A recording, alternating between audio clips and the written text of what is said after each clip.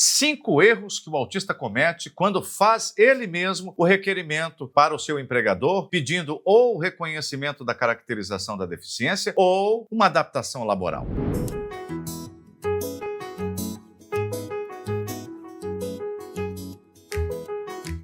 Olá pessoal, meu nome é Lucélio Lacerda, eu sou neurodivergente, advogado de neurodivergentes e meus contatos profissionais estão na descrição. Vamos então aos 5 principais erros que o autista comete ao fazer requerimentos. O primeiro erro que o autista comete é fazer ele mesmo o requerimento. Nós estamos falando de 2 requerimentos em particular, o requerimento de reconhecimento da caracterização da deficiência e o requerimento de adaptações laborais. Esses requerimentos são de suma importância para a vida da pessoa. A vida da pessoa transforma e para sempre, depois que ela tem esses requerimentos acolhidos, deferidos pelo seu empregador. Por quê? Quando o empregador reconhece a sua condição de deficiência, muitos benefícios vêm dessa situação. Primeiro que isso fica lá na sua ficha funcional, o seu perfil previdenciário muda, você vai se aposentar em menos tempo e independente da idade, vai ter que contribuir menos e independente da idade que você tiver, não vai ter mais o obstáculo do critério, do requisito da idade para se aposentar. Basta que você tenha X anos de contribuição e muito menos anos do que as pessoas típicas. Depois, o empregador passa a assumir uma série de responsabilidades quando ele reconhece que uma pessoa é deficiente. Aí ele fica obrigado,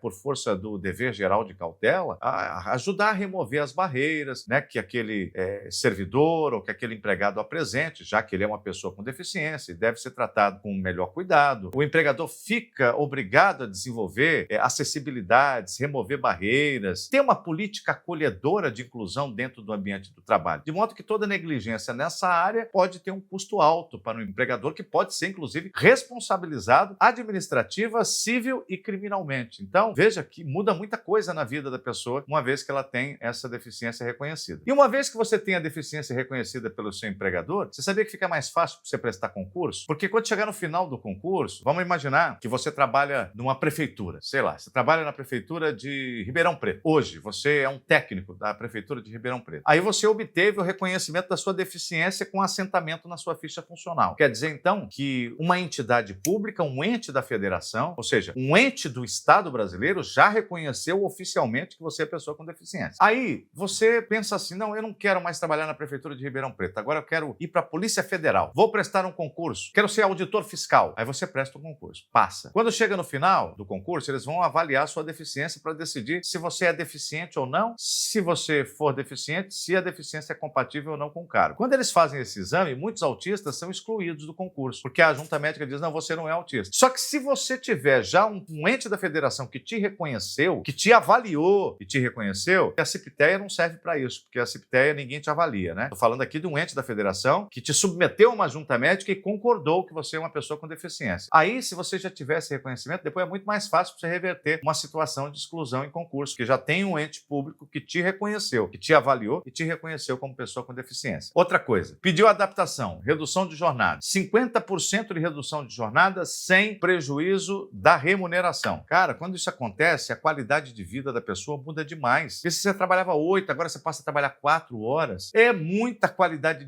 de vida, é muito tempo que sobra, é muito tempo para se regular, para fazer terapias, para relaxar, para ser feliz. Sabe, é muita diferença. E se a administração negar esse pedido, você vai ter que ir para a justiça. Mas se você tiver um processo que está todo avacalhado desde o início, nem na justiça você consegue resolver. Então, o primeiro erro é o autista não valorizar essa situação que ele vai alcançar com esse requerimento e fazer ele mesmo de qualquer jeito. Muitas vezes a pessoa faz através de formulário, que já tem lá os campos que ele tem que preencher, não dá nem para ele falar o que ele quer no seu requerimento e fazer a fundamentação adequada. O segundo erro que o autista comete ao fazer o requerimento é não dar bola para a fundamentação jurídica. Ele ouviu dizer que ele é autista, tem direito e pronto. Então ele vai pedir a redução de jornada e não faz nem fundamentação. E deixando de levar em conta que, às vezes, o próprio empregador ainda não tem uma política de inclusão instalada ali. O pessoal, você faz o requerimento, o pessoal nem sabe do que se trata. Ele olha o requerimento, mas negócio de reconhecimento, o que é isso? Reconhecimento da caracterização. Ninguém nunca pediu isso aqui na empresa. Mas se você contratasse um advogado para fazer isso, o advogado ia explicar qual que é a origem disso, em que lei se baseia. baseia, por que ele está pedindo, vai citar os dispositivos legais. Se for um pedido de redução de jornada com base em filhos e dependentes com deficiência, o advogado vai mencionar o ECA, o Estatuto da Criança e do Adolescente, vai ter toda a fundamentação legal, jurídica ali, para a pessoa explicando por quê, aonde nasce esse direito, qual que é a fonte. A pessoa não tirou isso da cabeça dela. E não é por causa do diagnóstico, é por causa da necessidade. A petição também vai explicar por que aquele servidor ou aquele empregado tem a necessidade da jornada ser reduzida por causa da saúde. Qual o motivo? Tem que estar ali.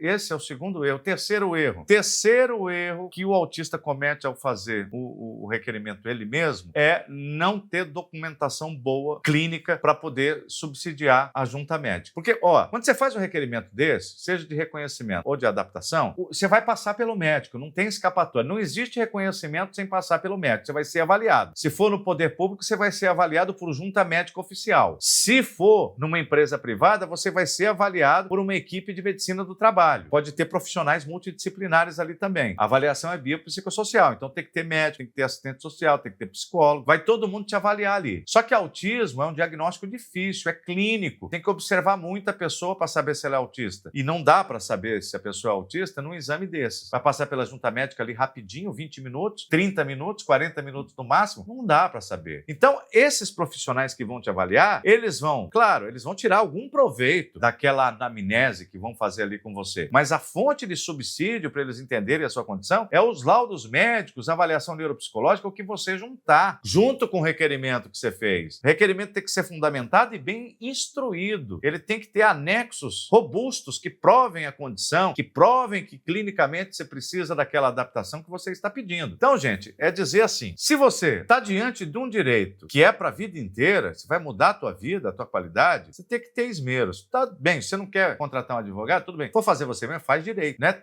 A documentação tem que provar isso, que você tem a deficiência e que você precisa da adaptação. Que isso é fonte de subsídio para a junta te avaliar e também depois, se eles negarem, se eles não quiserem reconhecer a sua deficiência, isso vai ser, a documentação que você já colocou ali, vai servir para instruir o processo judicial, né? Porque na justiça você consegue, com boa documentação, você consegue reverter essa primeira decisão da administração pública. Quarto erro que o autista comete ao fazer requerimentos para o empregador. Às vezes ele pega a petição mal instruída, quer dizer, um requerimento mal escrito, mal explicado e com má documentação. Às vezes um laudinho ali de um parágrafo que não diz nada sobre a condição dele, que não detalha nada, que não explica nada, né? Parece até que é o diagnóstico que dá direito à adaptação laboral. É como se não fosse a necessidade que dá esse direito, né? A pessoa vai lá e entrega isso na mão de alguém no RH, não pega nenhuma prova do recebido do protocolo e depois ninguém se sente obrigado a julgar, a dar seguimento àquilo, porque não tem prova de que foi protocolado. Quase todo dia tem alguém no escritório, faz 6 meses, faz 8 meses que eu fiz o protocolo do pedido da redução de jornada, até hoje ninguém falou nada. Vai lá no RH para você ver, ninguém nem lembra disso, nem sabe para quem que você entregou, você não pegou a prova.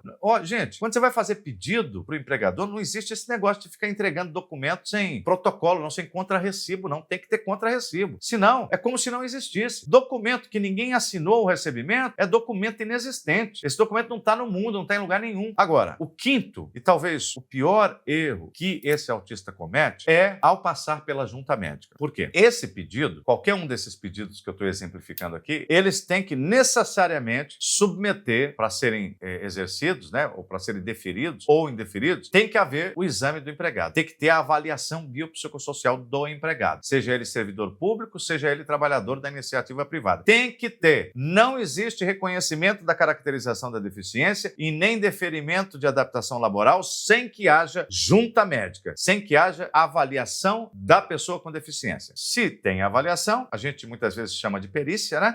Vão agendar a perícia. Você protocolou, o pessoal vai mandar para o perito vai marcar uma data para você estar lá para ele fazer a anamnese. No dia que ele vai fazer a anamnese, ele tem uma escala lá, gente. Ele tem lá um negócio que chama IFBR-A, Índice de Funcionalidade Brasileira Ampliada. Isso é um esquema que tem uma pontuação. Cada coisa que você responde vai pontuando lá. E se a pontuação for alta demais, ele não vai reconhecer. vai dizer que você não é deficiente, porque lá é assim, quanto mais baixa a pontuação, mais perto da deficiência você está. Então, eles te perguntam, você tem alguma dificuldade para isso? Você tem dificuldade para fazer atividade física? Você tem dificuldade com cuidados pessoais? Aí chega lá, o autista responde não para tudo. Ele fala não para tudo. Você tem problema com isso? Não. Você tem problema com isso? Não. Você tem problema com aquilo? Não. O que você tem então? Não, eu tenho altas habilidades. Olha aqui meu diagnóstico. Porque muitos autistas têm altas habilidades, superdotação, muitos têm. Principalmente os que têm vida profissional ativa, né? São muito funcionais, geralmente têm. Aí chega na anamnese da perícia, ele quer demonstrar eloquência, altas habilidades e superdotação, em vez de expor as suas vulnerabilidades para que a perícia possa avaliar e pontuar adequadamente. E às vezes, veja bem, às vezes, não é que o autista não tenha dificuldades. Às vezes ele acha que não tem, porque ao longo da vida, principalmente quem recebe o diagnóstico tardio, como não lança um olhar profundo sobre si durante a vida, porque não sabe que tem a condição de autista, porque o diagnóstico foi tardio, então ele nunca se viu como autista, ele nunca fez uma terapia, ele nunca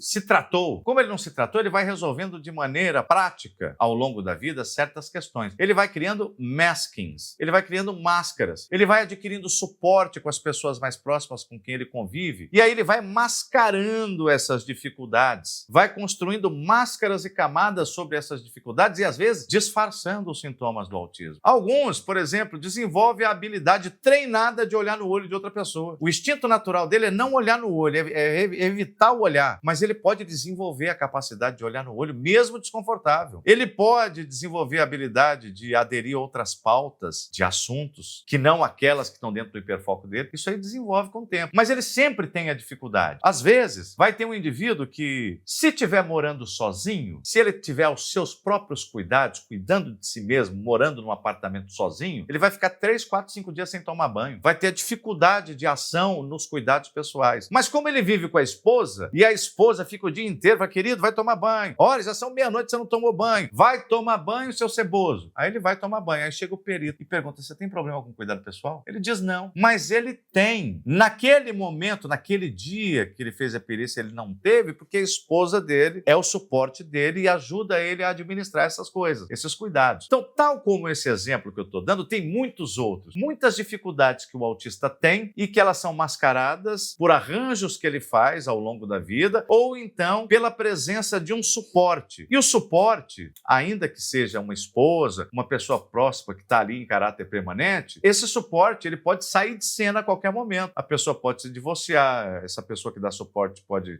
sair da vida dessa pessoa, pode falecer, e aí vai ficar só a pessoa com as suas vulnerabilidades. Então, quando você vai na perícia, você tem que fazer uma autorreflexão. Falei, quais são as minhas reais dificuldades? Ser sincero e responder. Você tem problema com esporte? Você tem dificuldade de praticar esporte? Tem imensa dificuldade. Mas eu vou na academia. Você vai porque sua esposa te leva. Sua esposa te obriga a ir para academia. Senão você não ia também. Então, assim, tem que entender as dificuldades, identificar onde é que estão os maskings, onde é que estão os arranjos que você fez para se mostrar nu de suporte diante da junta médica. Por esse motivo, muitos autistas levam pau na junta médica, porque quando chega do jeito que ele responde, parece que ele não tem nada. Aqui no escritório, quando a gente representa clientes nesses requerimentos, a gente tem uma etapa antes da perícia. Às vésperas do cliente passar pela perícia, cliente aqui do escritório, a gente faz uma videoconferência que a gente chama aqui de Clinical Trainer. A gente faz um treinamento para essa pessoa saber se entender e dar as respostas adequadas ao perito. Veja bem, não me entenda mal, eu não estou dizendo que eu treino pessoas para mentir para a perícia. Não, a gente treina as pessoas para entenderem quais são as suas dificuldades e, quando forem questionados sobre elas, responder adequadamente. A verdade não é falar que não tenho dificuldade, se o motivo do afastamento temporário da dificuldade é um suporte que você tem hoje, amanhã você não pode ter. Então, quando você vai na perícia, você não tem que falar no seu melhor dia, aquele dia que você acordou bem, que deu tudo certo, que você conseguiu fazer tudo. A perícia tem que saber como é que é a sua vida no seu pior dia, no dia de crise. Então, você tem que lembrar, eu sempre sempre digo isso para o cliente, ó, qual foi a última crise que você teve? Lembra do dia. Nós hoje vamos para a perícia e você está no seu pior dia, naquele dia da última crise. Recordando daquele dia, das coisas que aconteceram, das dificuldades que você teve, é que você vai responder aos quesitos que a perícia formular, ao que o perito te perguntar. Então, esses, gente, são os 5 principais erros que o autista comete ao fazer ele mesmo o requerimento, seja de reconhecimento da caracterização da deficiência, seja de adaptação laboral. Eu espero que esse vídeo tenha sido útil. Se ele foi útil, eu peço a você que se inscreva no canal, que clique no sininho, que dê um like e que compartilhe esse vídeo com outras pessoas que, assim como você, possam ter interesse nesse assunto. Muito obrigado e até o nosso próximo encontro.